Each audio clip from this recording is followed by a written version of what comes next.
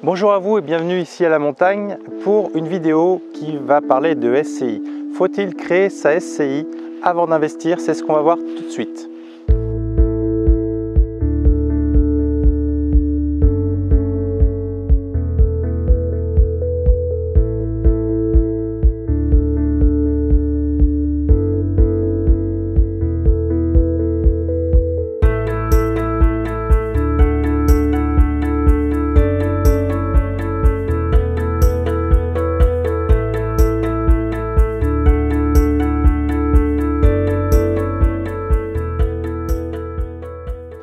Alors une question qui revient très régulièrement, faut-il créer sa SCI avant d'investir?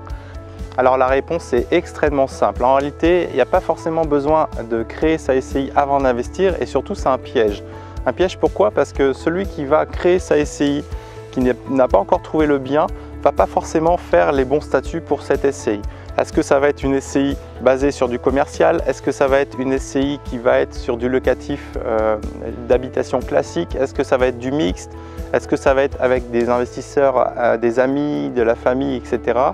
Donc toutes ces questions-là en fait vont dépendre un petit peu du type d'investissement que vous allez choisir. Si vous choisissez un investissement en famille, la question qui va se poser, c'est est-ce qu'il faut mettre ses enfants dedans?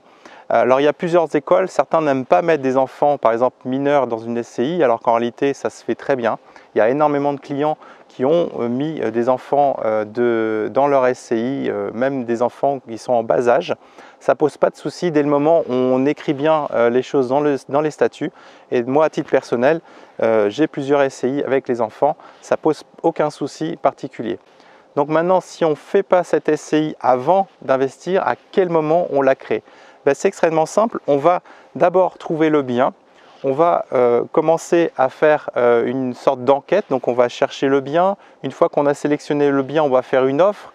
Une fois qu'on a créé un projet et qu'on a une offre qui est acceptée, là on va passer dans la phase de compromis. Et c'est après cette phase de compromis, une fois que tout est réglé, qu'on est à peu près sûr d'avoir le financement, donc il y aura une étape un petit peu intermédiaire, on va aller voir la banque pour savoir à quel niveau elle nous finance. Une fois qu'on a l'aval de la banque et qu'on a le compromis en main, là on peut commencer à créer sa SCI. Et là on sait exactement dans quel projet on va investir et ça va être beaucoup plus simple pour pouvoir créer les statuts de la SCI. Savoir aussi si on crée une holding en tête ou pas du tout. Donc ça va être vraiment, déterminer, le projet va déterminer les statuts de la SCI.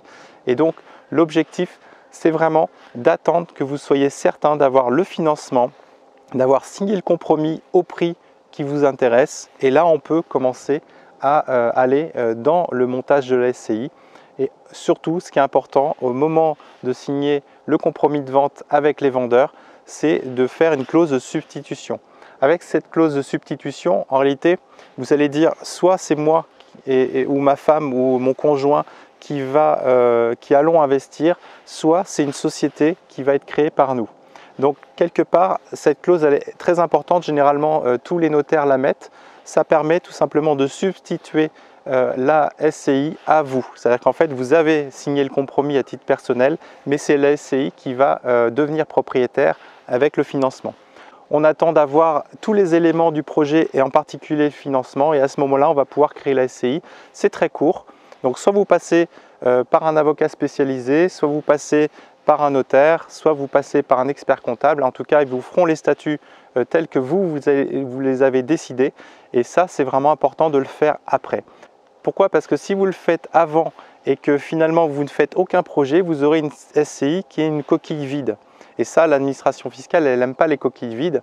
Donc ça va vous demander quelques frais déjà pour l'ouvrir, donc des frais complètement perdus. Et après, ça va vous demander des frais pour la fermer. Et donc, il n'y a aucun intérêt à créer une SCI avant le projet. Voilà, j'espère que c'est très clair pour vous. J'espère que ça vous aura aidé si vous êtes sur le point d'investir via une SCI à l'IS ou à l'IR avec une holding, peu importe. En tout cas, prenez bien garde à faire un montage qui soit vraiment adapté à vous.